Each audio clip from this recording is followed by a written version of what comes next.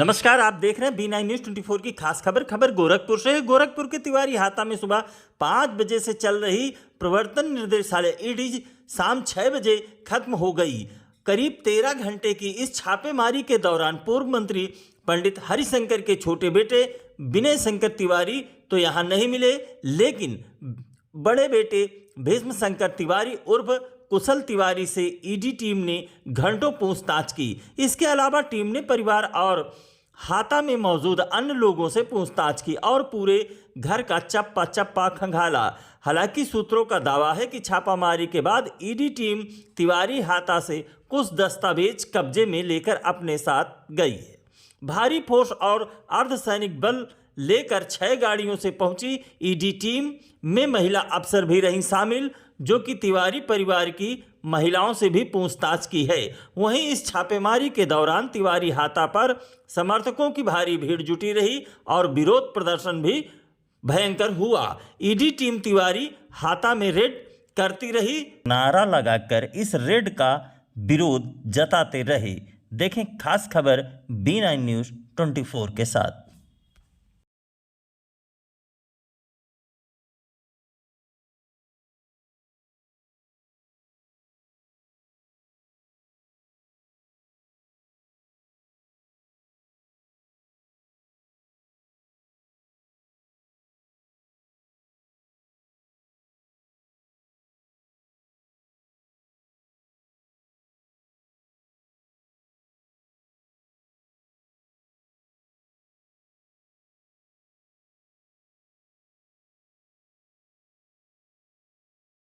जिंदाबाद जिंदाबाद जिंदाबाद शंकर तिवारी जिंदाबाद जिंदाबाद जिंदाबाद शंकर तिवारी जिंदाबाद जिंदाबाद जिंदाबाद जोगी जिंदाबाद जिंदाबाद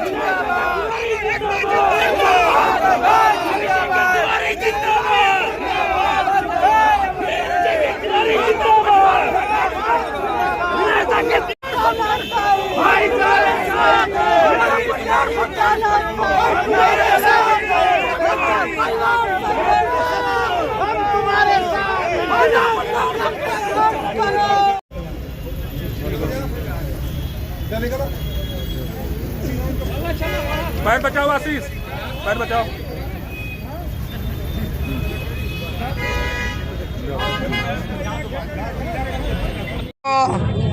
समाजवादी पार्टी के राष्ट्रीय सचिव हैं विनय शंकर तिवारी जी, उनके घर पर ईडी की छापेमारी चल रही है। आप लोगों की भी यूनिट यहाँ पहुँची है, क्या कहना चाह रही हैं? देखिए, पार्टी के राष्ट्रीय सचिव तो है ये है।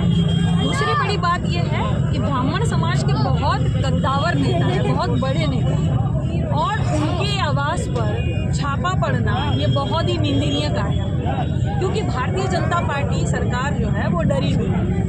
उन्हें अच्छी तरह से पता है कि 2024 में उनका टुकड़ा साफ होने वाला है। उन्हें अच्छी तरह से पता है कि उन्होंने इस 10 साल में जो ब्राह्मण समाज पर अत्याचार किया है, जो इन्होंने बहुत बड़े बड़े ब्राह्मण समाज के नेताओं पर और कद्दावर लोगों पर जो एनकाउंटर जो करवाए हैं, ये उन्हें अच्छी तरह से पता चल गया है कि जब ये समाज हमारा साथ नहीं देगा तो हमारा टुकड़ा साफ हो जाएगा। और अब ऐसा ही होगा, क्योंकि देखिए ईडी वाले जो है वो तो किसी नेता के तोते हैं भाई। जो नेता बोलेंगे वैसे ही वो भी मिट्टू मिट्टू बोलेंगे। मैं ये कहना चाहती हूँ कि गोरखपुर से आजमगढ़ तक का जो एक रोड बन रहा है, मात्र 90 किलोमीटर का रोड है, वो मात्र 90 किलोमीटर का, और बन कितने में रहा है?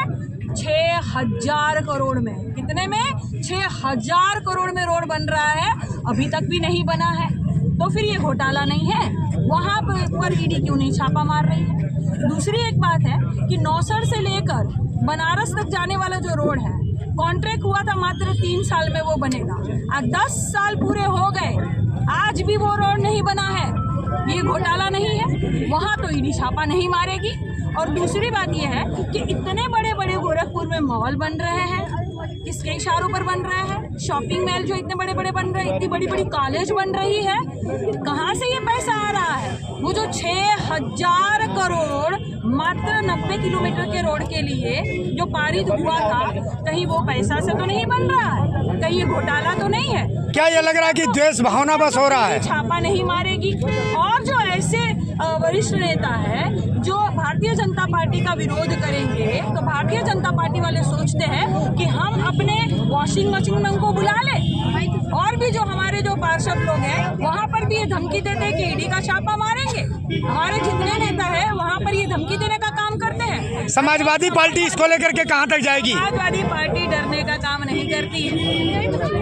राष्ट्रपति महोदय जी को ज्ञापन सौंप दिया गया है और हमने कहा है कि मामले की जांच करवाइए। ये बहुत ही निंदनीय कार्य है कि अगर विपक्ष का कोई नेता